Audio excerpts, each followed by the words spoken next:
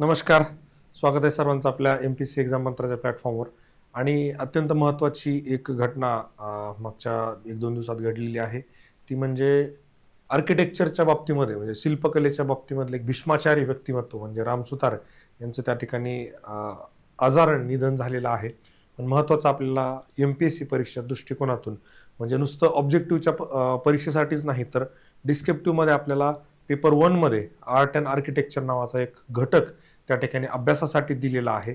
आणि त्याच्या रिलेटेड जर महाराष्ट्रातील शिल्पकलेमध्ये किंवा आर्किटेक्चरमधले कॉन्ट्रीब्युटर्स जर आपण काढले, त्यामध्ये 1 नंबरला नाव येईल ते राम सुतार यांचं. कदाचित डायरेक्टली राम सुतार यांच्या नावानं पण येऊ शकतो की राम सुतार यांचे शिल्पकलेमध्ये महाराष्ट्रातील काही योगदान आहे का, किंवा त्यांचं योगदान स्पष्ट करा असा एक 10 मार्काचा प्रश्न, किंवा त्यांनी 5-5 मार्काचे 2 टाकलेत असाही प्रश्न त्या ठिकाणी तयार होऊ शकतो. त्यामुळं नुसतंच फक्त आपल्याला ऑब्जेक्टिव्हच्या दृष्टिकोनातून नाही तर राम सुतार यांना आपल्याला दृष्टिकोन कुठला ठेवावा लागेल, डिस्क्रिप्टिव्हचा. म्हणजे पेपर 1 GS मध्ये जे आपल्याला दिलेलं आर्ट अँड आर्किटेक्चर, आणि त्यात स्पेशली वर हेडिंग दिले की महाराष्ट्राच्या विशेष संदर्भासहित. तर जेव्हा महाराष्ट्राच्या शिल्पकलेचा आपण विचार करतो, महाराष्ट्राच्या आर्किटेक्चरचा आपण रिसेंटमध्ये कंटेम्पररी महाराष्ट्रामध्ये जेव्हा विचार करतो, तर आपल्याला राम सुतार यांना विसरून चालणार नाही. तर त्यांचं योगदान जे आहे ते आपल्याला बघावं लागेल. तर आपण थोडक्यामध्ये ते बघूया, फॅक्च्युअल आणि ह्या दोन्ही बाबतीमध्ये. तर आता इथे जर आपण बघितलं राम सुतार यांच्या बाबतीमध्ये, तर त्यांचा जन्म जो आहे तो 19 फेब्रुवारी, परत काय की शिवजयंती आपल्याला हे लक्षात ठेवावं लागेल. 19 फेब्रुवारी शिवजयंती. आपण परत 19 फेब्रुवारीला काय बघितलेलं आहे, सॉइल हेल्थ कार्ड स्कीम. बरोबर बघितली की नाही आपण. करंट मंत्रा CMचे आपण लेक्चर जेव्हा युट्यूबला पण टाकले त्यावेळेस मी सांगितलं तुम्हाला हे कसं लक्षात ठेवायचं, तर तुमच्या डोक्यात पक्के होऊन जाईल.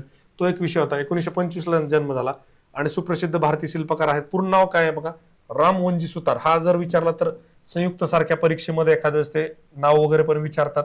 राज्यसेवेला मल्टी स्टेटमेंटचा प्रश्न विचारला तर तिथेही एखादं नाव पूर्ण विचारण्याची शक्यता असते. त्यामुळे हे आपल्याला लक्षात ठेवावं लागेल. आणि जन्म यांचा मूळ धुळे जिल्ह्यातला आहे, एक लक्षात घ्या, धुळे जिल्ह्यातील आहे. गोंदूर या खेडेगावी त्यांचा जन्म झालेला, अत्यंत गरीब कुटुंबामध्ये. सगळ्यात महत्त्वाचं JJ स्कूल ऑफ आर्ट मध्ये ते शिकलेले आहेत. JJ स्कूल ऑफ आर्ट जे आहे ते अत्यंत प्रसिद्ध आहे शिल्पकलेसाठी. मुंबईमध्ये त्यांनी शिक्षण पूर्ण केलं. प्रतिरूपण आणि शिल्पकलाविषयक पदविका म्हणजे डिग्री जी आहे त्यांची, तर याच्यामधली आहे, ही एक लक्षात घ्या आपल्याला. कधी 53 ला त्यांना मिळाली होती. आणि आपल्या अत्यंत चमकदार अशा शैक्षणिक कार्यक्रमात त्यांनी प्रतिरूपणासाठी मॉडेलिंग प्रतिष्ठेचे काय केलेले, मेओ सुवर्ण पदक जिंकलेले बघा. मेओ सुवर्ण पदक, गोल्ड मेडल कशात मिळाले, मेओ गोल्ड मेडल. हे आपल्याला त्या ठिकाणी लक्षात ठेवावं लागेल, मेओ गोल्ड मेडल. त्यानंतर जेव्हा आपण पुढे जाऊन त्यांची कारकीर्द बघतो तर आपल्याला असं लक्षात येईल की ते वेस्टर्न सर्कल येथील पुरातत्व विभागात औरंगाबाद येथे 54-58 दरम्यान नोकरी करत होते. आणि नोकरी करत असतानाच त्यांनी सायमल्टेनियसली काय केलं होतं, अजिंठा वेरूळ जे आहे त्या ठिकाणी अनेक शिल्पांना जीर्णोद्धार म्हणजे काय की जे कुजलेले असेच पडलेले होते त्यांना जीर्णोद्धार केला, त्यांना ऍक्टिव्ह केलं, त्यांना थोडं अजून चांगल्या पद्धतीनं डेकोरेटिव्ह करण्याचं काम त्यांनी अजिंठा वेरूळ लेणीमध्ये पण त्यांचं कॉन्ट्रीब्युशन आहे. अजिंठा वेरूळ लेणीवर जवळपास 90% मी तुम्हाला सांगतो की एक प्रश्न हमखास येईलच GS 1 मध्ये, जेव्हा आपण डिस्क्रिप्टिव्हचा पेपर बघतो तेव्हा. अजिंठा वेरूळ महाराष्ट्राच्या बाबतीमध्ये जेव्हा आपण आर्किटेक्चरचा विचार करतो तेव्हा अत्यंत महत्वाचा घटक आपल्याला आहे. आणि तिथे जीर्णोद्धार कोणी केलं तर राम सुतार यांनी केलाय. याच्यावर डायरेक्टली प्रश्न आला तरी तुम्ही राम सुतार यांचं कॉन्ट्रीब्युशन लिहू शकता. आणि राम सुतार यांच्यावर डायरेक्ट कॉन्ट्रीब्युशन आलं तरी तुम्ही हे लिहू शकता की अजिंठा वेरूळ लेण्यांचं जीर्णोद्धार करण्याचं काम त्यांनी त्या ठिकाणी केलेलं आहे सर्व्हिसमध्ये असताना. त्यानंतर जर बघितलं दिल्लीत माहिती प्रसारण मंत्रालयातील आता हे ऑडिओ व्हिज्युअल ज्याला आपण म्हणतो, ऑडिओ व्हिज्युअल म्हणजे दृकश्राव्य प्रसिद्धी विभागात तांत्रिक सहाय्यक या पदावर पण ते कार्यरत होते. त्यानंतर पुढे जाऊन आपण बघितलं तर महात्मा गांधी इन मेडिटेशन, ही जी इमेज आहे महात्मा गांधी इन मेडिटेशन, ही आपल्या पार्लमेंटमध्ये बघायला मिळते बघा. तर ह्या प्रतिकृतीमुळं त्यांना खूप फेमस झाले किंवा त्यांना प्रसिद्धी खूप जास्त मिळाली. आणि मग भारत सरकारनं काय केलं की आता म्हणले जर राम सुतार एवढे फेमस झालेत आपण त्याला ऑफिशियली भारताचे शिल्पकार म्हणून घोषित करूयात. तसं गव्हर्नमेंट ऑफ इंडियाने त्यांना घोषित केलं होतं. काय भारत सरकारने काय केलं होतं त्यांना की याच्या बाबतीमध्ये ऑफिशियल डिक्लेअर करून टाकलं की हे आपले शिल्पकार आहेत भारताचे म्हणून.